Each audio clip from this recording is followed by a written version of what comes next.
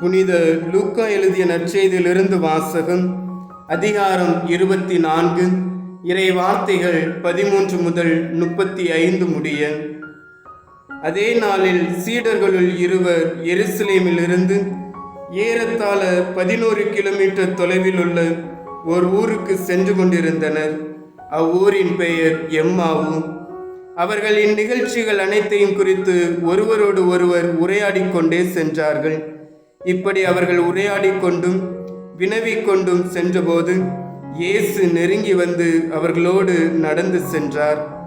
ஆனால் அவர் யார் என்று அறிந்து உணர முடியாதவாறு அவர்கள் கண்கள் மறைக்கப்பட்டிருந்தன. அவர் அவர்களை நோக்கி, வழி நெடுகிலும் நீங்கள் ஒருவரோடு ஒருவர் பேசிக் கொண்டிருப்பது என்ன என்று கேட்டார். அவர்கள் முகவாட்டத்தோடு நின்றார்கள். அவர்களுள் கிளையப்பா என்னும் பெயருடைய ஒருவர் அவரிடம் மறுமொழியாக, எருசலேமில் தங்கியிருப்பவர்களுள் உமக்கு மட்டும்தான் இந்நாட்களில் நிகழ்ந்தவை தெரியாதோ என்றார். அதற்கு அவர் அவர்களிடம், என்ன நிகழ்ந்தது என்று கேட்டார். அவர்கள் அவரிடம், நாசரேத்து இயேசுவை பற்றி தான் பேசுகிறோம். அவர் கடவுளுக்கும் மக்கள் எல்லோருக்கும் முன்பாக சொல்லிலும் செயலிலும் வல்ல இறைவாக்கினராக திகழ்ந்தார். அவர் இஸ்ரேலை மீட்கப் போகிறார் என்று நாங்கள் எதிர்பார்த்திருந்தோம். ஆனால் தலைமை குருக்களும் ஆட்சியாளர்களும் அவருக்கு மரண தண்டனை விதித்து சிலுவையில் அறைந்தார்கள். இவையெல்லாம் நிகழ்ந்து இன்றோடு 3 நாட்கள் ஆகின்றன. ஆனால் இன்று எங்களை சேர்ந்த பெண்களுள் சிலர் எங்களை மலைப்புக்குள்ளாக்கினர். அவர்கள் விடிய காலையில் கல்லறைக்கு சென்றார்கள். அவருடைய உடலை காணாது திரும்பி வந்து வானதூதர்களை கண்டதாகவும் இயேசு உயிரோடு இருக்கிறார் என்று அவர்கள் கூறியதாகவும் சொன்னார்கள். எங்களோடு இருந்தவர்களுள் சிலரும் கல்லறைக்கு சென்று அப்பெண்கள் சொன்னவாறே இருக்க கண்டனர். ஆனால் அவர்கள் இயேசுவை காணவில்லை என்றார்கள்.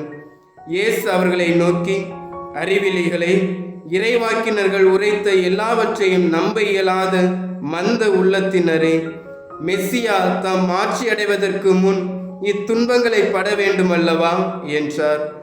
மேலும் மோசே முதல் இறைவாக்கினர் வரை அனைவரின் நூல்களிலும் தம்மை குறித்து எழுதப்பட்ட யாவற்றையும் அவர் அவர்களுக்கு விளக்கினார். அவர்கள் தாங்கள் போக வேண்டிய ஊரை நெருங்கி வந்தார்கள். அவரோ அதற்கு அப்பால் போகிறவர் போல காட்டிக்கொண்டார்.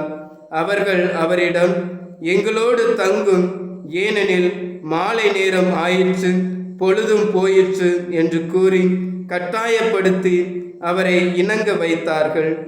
அவர் அங்கு தங்குமாறு அவர்களோடு சென்றார்.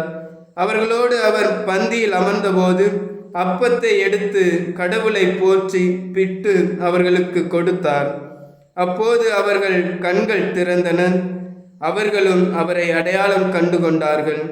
உடனே அவர் அவர்களிடமிருந்து மறைந்து போனார். அப்போது அவர்கள் ஒருவரையொருவர் நோக்கி, வழியில் அவர் நம்மோடு பேசி மறைநூலை விளக்கும் போது நம் உள்ளம் பற்றி எரியவில்லையா என்று பேசிக்கொண்டார்கள். அந்நேரமே அவர்கள் புறப்பட்டு எருசலேமுக்கு திரும்பி போனார்கள். அங்கே 11 அவர்களோடு இருந்தவர்களும் குழுமி இருக்க கண்டார்கள். அங்கிருந்தவர்கள், ஆண்டவர் உண்மையாகவே உயிருடன் எழுப்பப்பட்டார், அவர் சீமோனுக்கு தோற்றம் அளித்துள்ளார் என்று சொன்னார்கள். அவர்கள் வழியில் நிகழ்ந்தவற்றையும் அவர் அப்பத்தை பிட்டு கொடுக்கும்போது அவரை கண்டு நொந்து கொண்டதையும் அங்கிருந்தவர்களுக்கு எடுத்துரைத்தார்கள். ஆண்டவரின் அருள்வாக்கு. கிறிஸ்துவே உமக்கு புகழ்.